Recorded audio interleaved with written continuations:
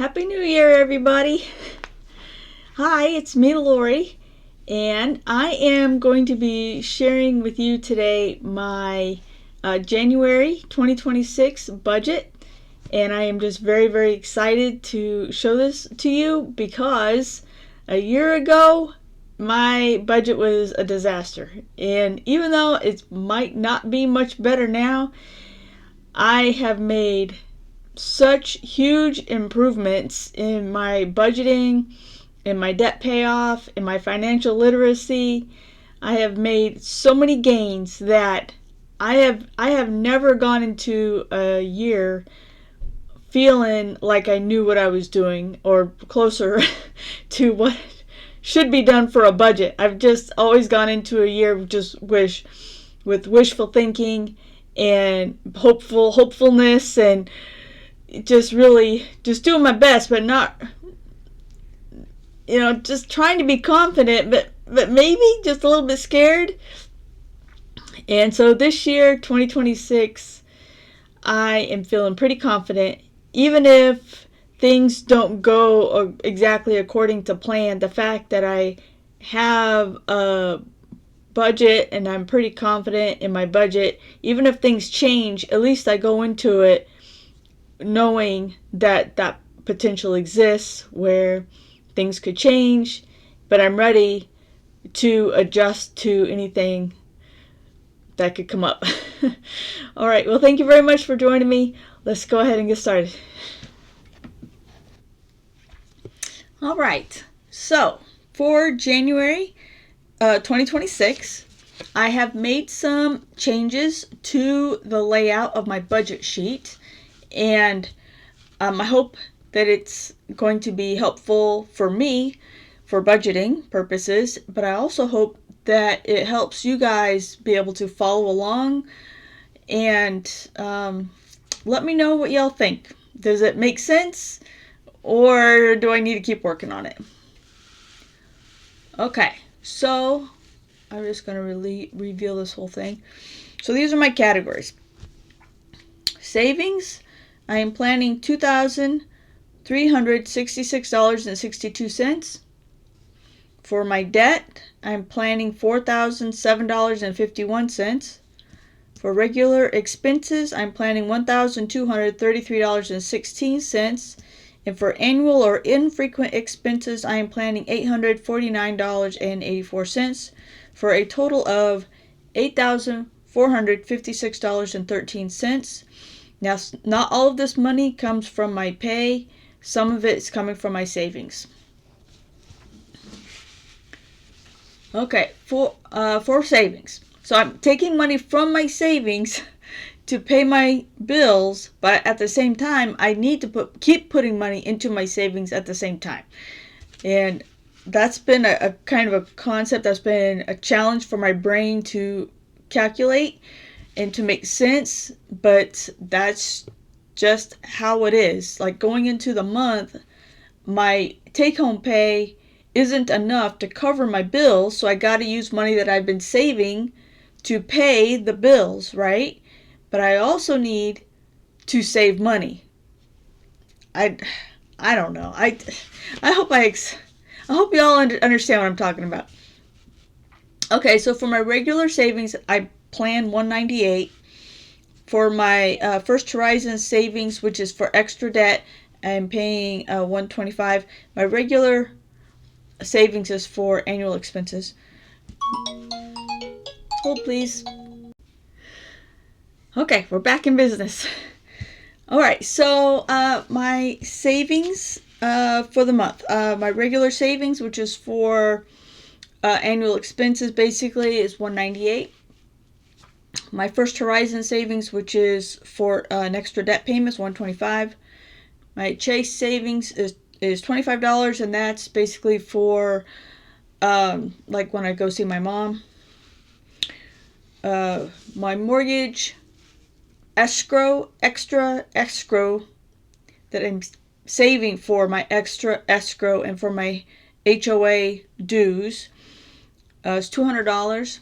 So basically I save that money in my mortgage checking account. My healthcare savings account, which this is a new line item, I'm planning on $135.33 for the month. My 401k contribution, also a new line item, is $184.88. My emergency fund, planning on $700, but that is subject to change based on how things go with when I go see my mom and just whatever else, life events.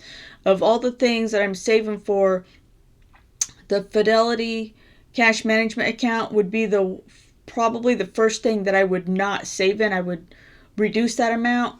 Basically, I already have money in my emergency fund, so anything I save is extra, basically. So if I, for some reason, cannot save $700 because of some life event, then that's where it would come from. Okay, so another new line item, my mortgage escrow payment. So this is the amount of money that comes out of my mortgage payment, and it's $468.41. And cash savings, which is basically money I'm saving for just spending money, and for my envelopes. So that's $330. So that means my total savings is $2,366.62. So at first that seems like a lot, but basically I'm replacing money that I'm having to spend for my annual expenses. Okay, so for debt, for my Fidelity credit card, I'm planning $750. And my first home improvement loan, I'm planning $350. My second home improvement loan is $350. My car, $450. My 401k loan, $375.92, and that comes directly out of my paycheck. And my mortgage, now this is just a principal and interest, is $1,731.59. So if you've been here and you've seen my past videos, then you know that's a lot less than what it was, because before last year I was including my escrow. Okay, and now I took it out. So for total debt payments, $4,007.51.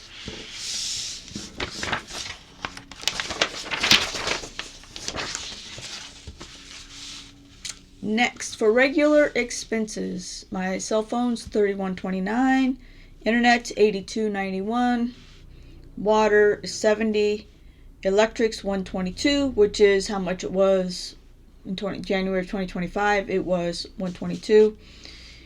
Natural gas $90, because I'm on the budget plan now where they take out the same amount every month. So last year in January it was, I think, $170 or something like that. But anyway, so I'm hoping that this will help make budgeting a little bit easier. So for food and household, $350, and that might change a little bit. Depends on how things go when I go see my mom. Last time I was there, I went to the grocery store and I bought prepared meals so we wouldn't have to cook. But we did not go to any restaurants or anything like that. So that meant that particular month my budget was my actual spending was a little bit higher than my budget. But it's going to be okay, because I already know going into it that I might end up spending a little bit more. So for allowance is $100. And for auto expenses, $100. For pet expenses, $265.39, and this is because I have to get the monthly medicine for the dog, and she needs to be groomed, and I got to get food and puppy pads. So I looked up everything to see how much all that would cost, and it's $265.39. So for landscaping, $0 in January of last year, or 2025.